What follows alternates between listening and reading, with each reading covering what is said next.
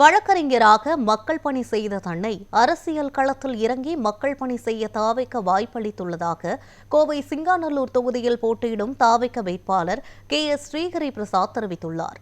தாவைக்க சார்பில் கோவை சிங்காநல்லூர் தொகுதியில் போட்டியிடும் வழக்கறிஞர் KS ஸ்ரீஹரி பிரசாத் தனது வேட்புமனுவை கோவை மாநகராட்சியின் கிழக்கு மண்டல அலுவலகத்தில் தாக்கல் செய்தார்.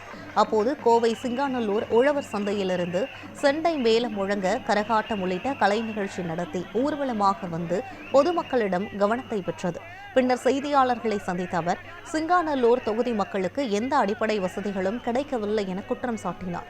தொடர்ந்து பேசிய அவர் தாவேகவுக்கும் திமுகவுக்கும் தான் போட்டி என்றும் இளைஞர்களின் எழுச்சியால் தாவேக தலைவர் விஜய் முதல்வராவது உறுதி எனவும் தெரிவித்தார்.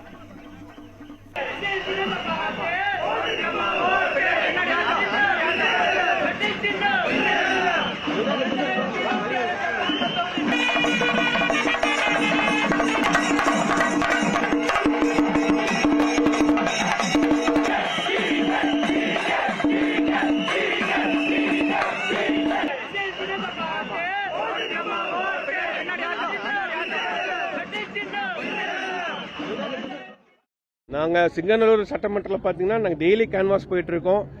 10 பேர்ல 8 பேர் அவங்களா தேடி வந்து தளபதி தான் முதலமைச்சர்னு சொல்லிட்டு அவங்களே வாலண்டரி ஆகி சொல்றப்ப ஆட்சி மட்டும் நடக்க தானே போகுது. மக்களே ஆசைப்படுறப்ப நடந்தே ஆகும். நாங்க போய் கேட்கறது அவங்களே வந்து நாங்க தான் தளபதிக்கு தான் ஓட்டு போட போறோம்னு சொல்றாங்க.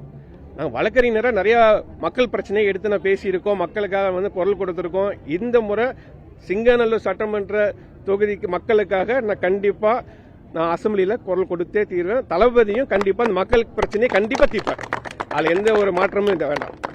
திமுகவும் சரி ஒரு பெரிய கூட்டணியோட இருக்குன்னு சொல்லிக்கிறாங்க. அதிமுகவும் சரி தளபதி சொல்ற மாதிரி நாங்கள் மக்களோட பெரிய ஒரு கூட்டணியில் இருக்கோம். கண்டிப்பா மக்கள் பார்த்து டிசைட் பண்றது மட்டும் தான் உண்மை.